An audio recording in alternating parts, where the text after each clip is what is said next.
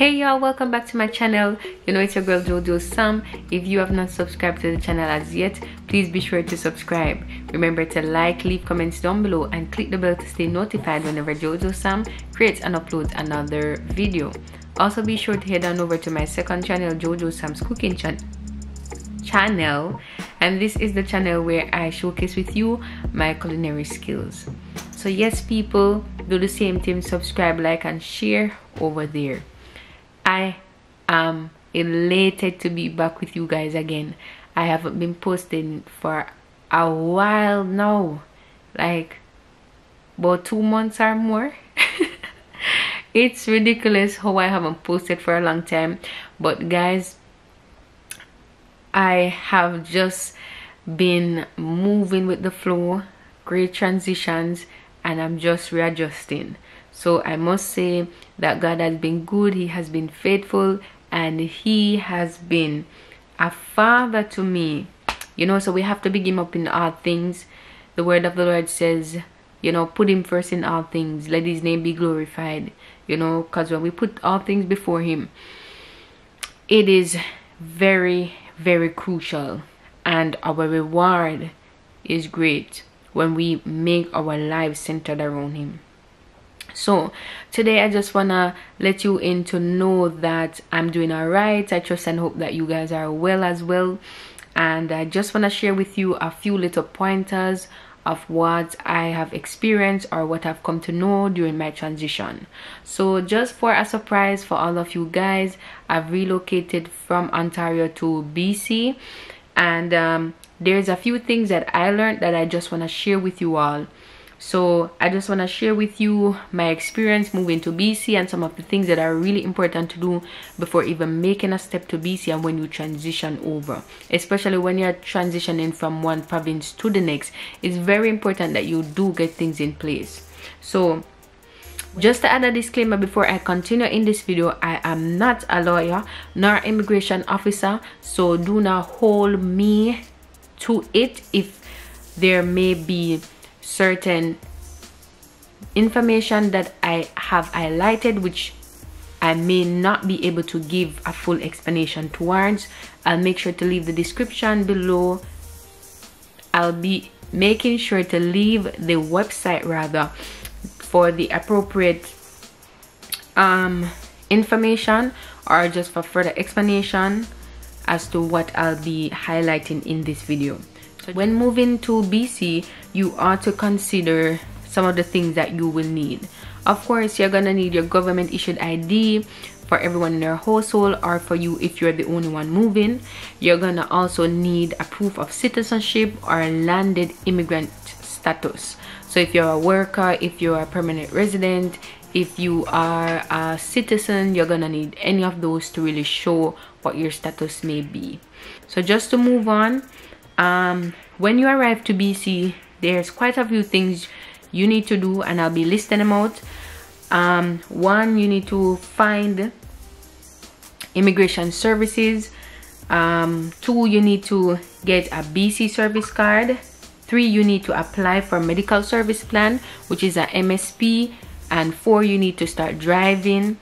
5, you need to open or update a BC Hydro. That's if you're moving here, like you're gonna be having a house or a home, or you're a homeowner. And 6, you need to request land title search. That's if you're gonna be a homeowner.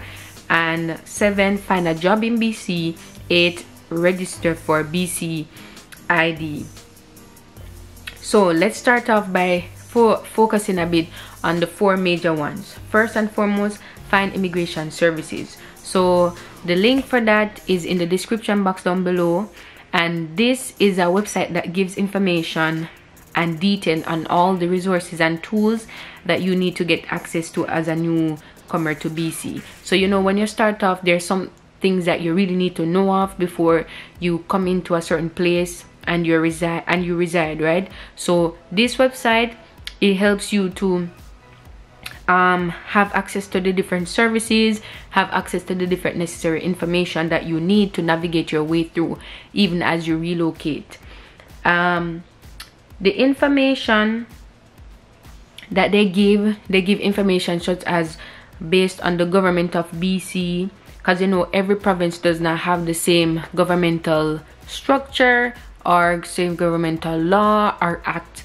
And they also give information on immigrating to BC, making you know the correct stream or the correct category in which you should apply for permanent residency if you are not a landed immigrant as yet.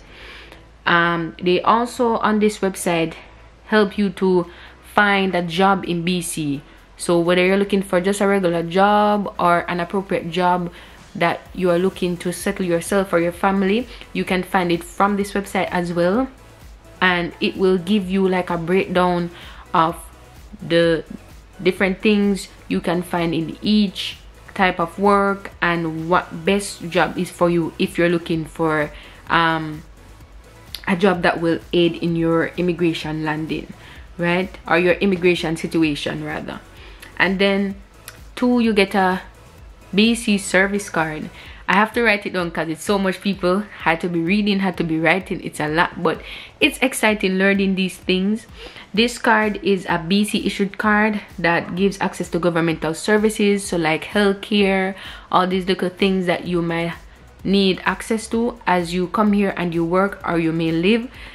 This BC service card gives you that advantage. And then you should apply for a MSP.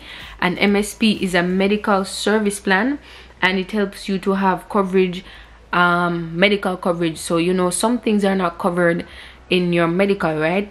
So even if not all things are covered in your medical, it's good to have coverage than none, right? So it's always important to register as you come to BC for MSP.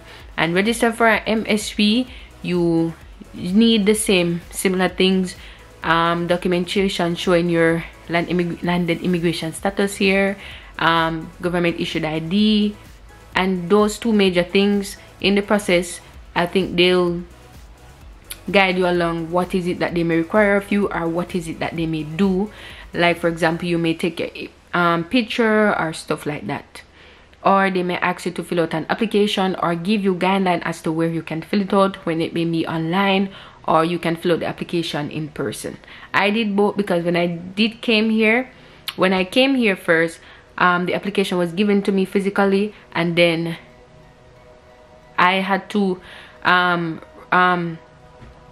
go online to do something, so I ended up doing both of them one time. And then number 4, start driving in BC. So when you are going to drive in BC, especially if you're coming from a different province or a different country and you are driving and you have your experience from there, then you'll have to do a transfer of licensing here. So when you do a transfer of license here, they discard your current license from where you're coming from, or they take it from you and then they give you a yellow paper detailing what your restrictions may be if you have none, and what is it that you may do or what you cannot do. And then now after that, you will then be getting a card in your mail, and that now will be your driver's license. And then now number 5, you should update your BC Hydro account. So if you're a homeowner. If you're not a homeowner, well, this is not necessary addressing you. So just to talk about my experience, when I just came, I was prompted to go and start out my licensing, because you know when you come to a different province or a different place in general, you are used to driving, right? So you want to make sure that, okay, I have a right to go somewhere, since you're always independent and you're totally dependent on your own right. So I went to a an insurance company. I don't remember the abbreviation at the moment. I'll leave it somewhere on the screen or in the description. And when I went there, they gave me a pamphlet, or a brochure rather, outlining some other things that I had to do. So when I went there, I told them my situation, that I'm a new new person that has just moved here and I'd like to transfer my license and what's the process. So I had my Ontario license and I had recently did my G, but before coming, but it's like they were telling me that my G would not be valid to me. I'm thinking maybe it's because of the short period of time I did my G and then I came here asking for a transfer, right? So to them, it's like I was thinking I am not fully licensed with a good number of years, so I would have to be starting from scratch. But anyways, I learned based on my research that first you have a learners in BC, and then after that you will then be transitioned to a novice driver, and then after you will have your graduated licensing. In Ontario, you know, we have G1, G2 and G. So I said okay, so she took my license, and with the temporary paper that I got after doing my G that I had brought with me from the Ontario license office that I did my exam before coming here, she took that from me also with my G2 license that I currently had, and she told me that this will go back to Ontario, and then now I will be signing up with my new home address to get a different license, which will be a BC license. So the transfer fee would be $75. So I paid $75 in cash, and I was handed a yellow paper outlining restrictions. As a novice driver, I'm restricted from driving without the N. So according to BC law, it will be an offense if you do not, or if you're not driving with your N. Let me find it. I'll be right back. This is the N I was talking about here. So she gave me a couple of these, and she said to me sometimes they do get lost, sometimes they do get stolen from the car. And the name of the organization that I was trying to remember is ICBC. That I think is ICBC is the abbreviation for let me see. So Insurance Corporation, British Columbia. This is the yellow paper that I got. And remember, I was just saying a while ago that I was restricted from only 2 things as a novice. The 2 things that I'm restricted from while driving as a novice is restrictions 45 and 47, which is for 45, it's 1 passenger only. Immediate family members are exempted unless accompanied by a qualified supervisor age 25 plus. So basically, I think this is saying that if I'm a driver with my novice, I'm only entitled to bring 1 passenger only. If I have an immediate family member or immediate family members, that's exempted.